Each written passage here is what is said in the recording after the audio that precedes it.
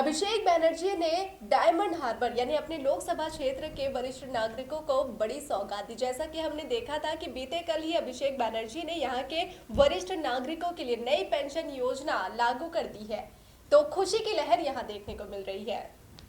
लेकिन यहाँ हम देख रहे हैं कि श्वेता, आप किस चीज का हिसाब किताब करती नजर आ रही है? यहाँ हम डायमंड हार्बर पर सबकी नजर टिकी है। बिल्कुल सुहाना, जैसे कि तुमने बताया हमारे व्यूअर्स को कि जिस तरह की खबर जो सामने आई, हमने देखा कि रविवार को अभिषेक बैनर्जी ने जो ये वृत्त भत्ता है वो उन्होंने दिया, लेकिन इसके बाद से ही कई सारे सवाल उठ रहे हैं। सवाल जैसे कि उन्होंने कहा कि जिस तरह से सरकारी काम में कुछ रुकावट आई है और ये जो भत्ता है ये कुछ तृणमूल कांग्रेस के ही सदस्यों ने मिलकर इसकी व्यवस्था की है।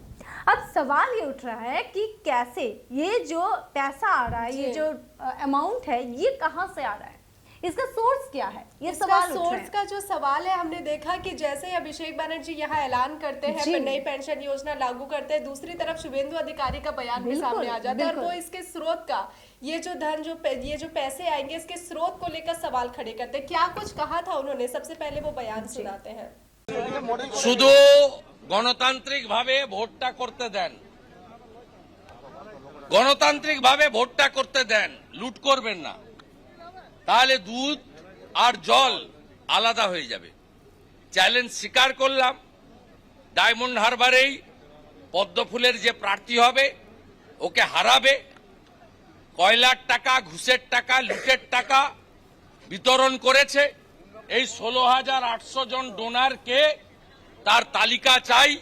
তালিকা না চাইলে ইনকাম ট্যাক্সকে দাবি করব যে এরা ফেক ডোনার, আর্টিফিশিয়ালি বানানো ডোনার, না কয়লা, বালি, মদ বিক্রির টাকা, ডিয়ার লটারির টাকা, তার তথ্য অনুসন্ধান করে it's a big financial scam, it's a one type of bribe to the voters, যেটা ভারতীয় আইনে কখনোই স্বীকৃত নয় যে নিজের কনস্টিটিউয়েন্সি ভোটারদেরকে এইভাবে লাগাতার ঘুষ দেওয়ার যে প্রথা, ইটস এ ভেরি অ্যালার্মিং।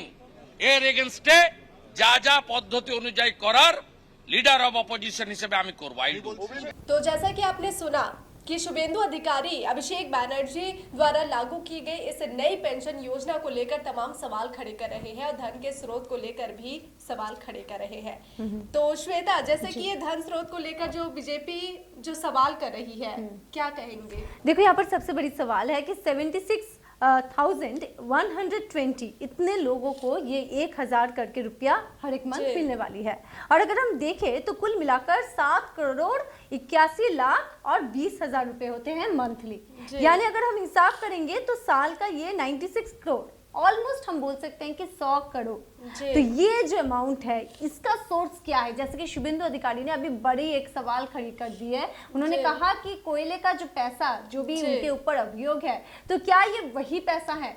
इस तरह के कई सवाल आ रहे हैं, क्योंकि हमने देखा कि अभिषेक बैनर्जी ने उन्होंने साफ तौर पर कहा कि नहीं, तृणमूल कांग्रेस के सदस्य ही ऐसा कर रहे हैं। अब सुहाना, यहाँ पे एक बहुत ही इंटरेस्टिंग बात आ रही है कि अगर हम बात करें कि सांसद होकर उन्हें कितनी सैलरी मिलती है, क्योंकि हमारे देश के जो सांसद है, जो मैंने गूगल पर रिसर्च किया, 2-4 लोगों से बातचीत की, तो जो मुझे पता चला कि 3.5 लाख मंथली उनको पेमेंट मिलती है।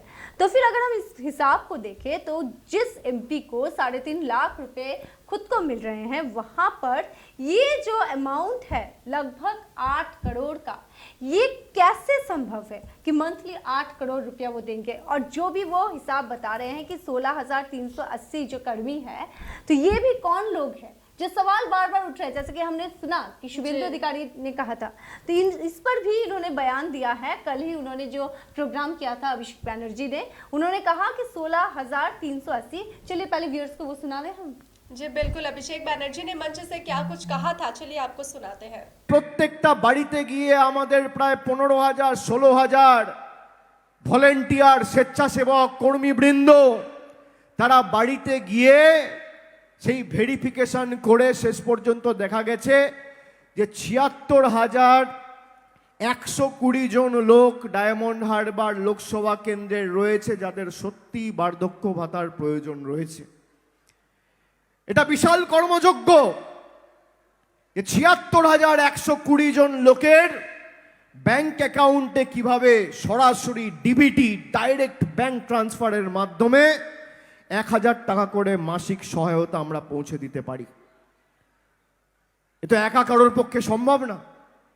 ৫ জন, ১০ জন, ১৫ জন, ২০ জন, ১০০ জন, ২০০ জন, ৫০০ জন চাইলেই তো আর হলো না, সবাই মিলে এগিয়ে আসতে হবে। আমি আপনাদের অত্যন্ত গর্বের সাথে বলছি যে গত ২ মাস ধরে আমরা এই প্রক্রিয়াটা চালিয়েছি। বিভিন্ন বুথে আমাদের সক্রিয় কর্মীবৃন্দদের সাথে কথা বলে, আমাদের শুভানুদ্দায়ী সমর্থকদের সাথে কথা বলে আমরা ১৬,৩৮০ জন স্বেচ্ছাসেবককে আইডেন্টিফাই করেছি। কত? ১৬,৩৮০।